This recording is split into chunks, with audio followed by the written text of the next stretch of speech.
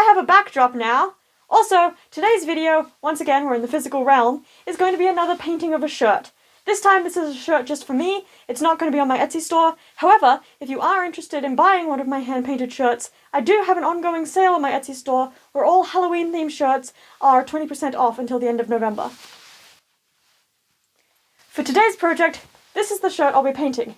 It's plain, grey, and I'll be painting it with a mushroom design. I'm going to go sketch the design on it now, and I'll be back to paint it.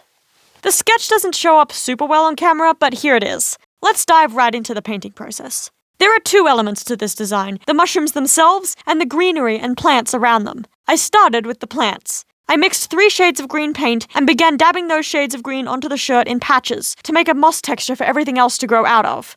I really like the process of painting moss. It's easy and fun and feels a lot more free-form than a lot of my other painting. If I accidentally get paint somewhere it shouldn't be, it's easy to fix. The one area I needed to be careful around were the outlines of the mushroom stems, and I made sure the moss around those had clean lines. I then began to paint the other plants. The mushrooms are framed with a fern on either side, and a small sprout and some blades of grass are scattered around the gaps between stems. I started by painting the stems of the ferns brown, making sure my lines were very thin and delicate. I then painted the stems of the other plant sprout and the blades of grass. The only new shade of green I mixed for this section of the shirt was a lighter shade of green for the leaves of the ferns, so they would stand out. I spent a lot of time on the fern leaves, making sure each leaf has texture and shape, rather than just being an oval. When choosing shades of green to mix, I kept in mind the different shades of green clothing I already have in my wardrobe, so that this shirt will go well with other clothing I own. The greens are dark and muted for the most part, not muted to the point of olive green, but not fully bright. These are the shades of green I tend to gravitate to, and I think I'll be able to match this shirt with a lot of my pre-existing clothing.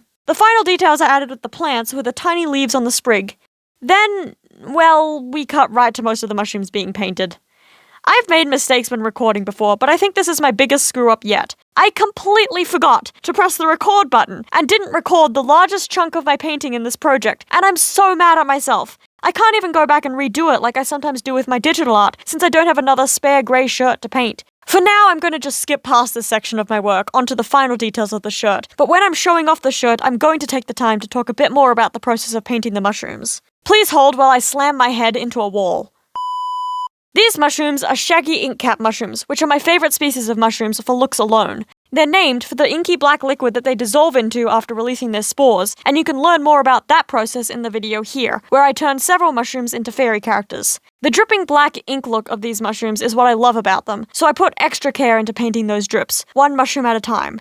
First, I made the bottommost part of the mushroom black, then extended that black down in several dripping lines, trying to make the drips various lengths for balance. Even just adding a few drips immediately made these mushrooms look like ink caps, and I was getting really excited at this point. The final detail is the shaggy part of the shaggy ink cap's name. The caps have a texture of white flakes, for want of a better word. Here's an image of the texture I'm trying to achieve. To get this effect, I'm using a brush with very thick, stiff bristles, and only a tiny bit of white paint, and dabbing that onto the mushroom caps in U shapes. And with that, this shirt is done and ready to be ironed. Before I go on to show you the final product, I'm going to talk a bit more about the process of painting the mushrooms. A process I'm still mad that I managed to forget to film. First of all, because the mushrooms are a gradient with near white at the top and near black at the bottom, I mixed 1 container of off-white paint and 1 container of black with a little bit of brown in it. Then I had those 2 containers next to each other with a palette in the middle, and I could mix from some of each to make every shade of grey I needed.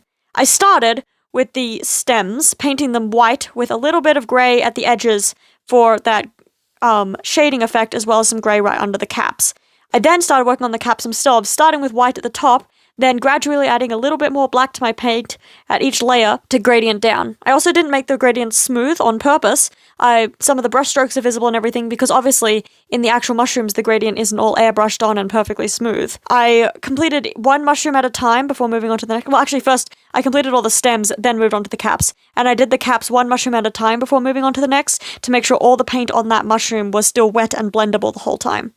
I wish I could have talked to you about this while showing you the process of me painting it, but unfortunately I'm an idiot.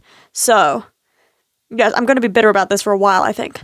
But anyway, now on to the reveal.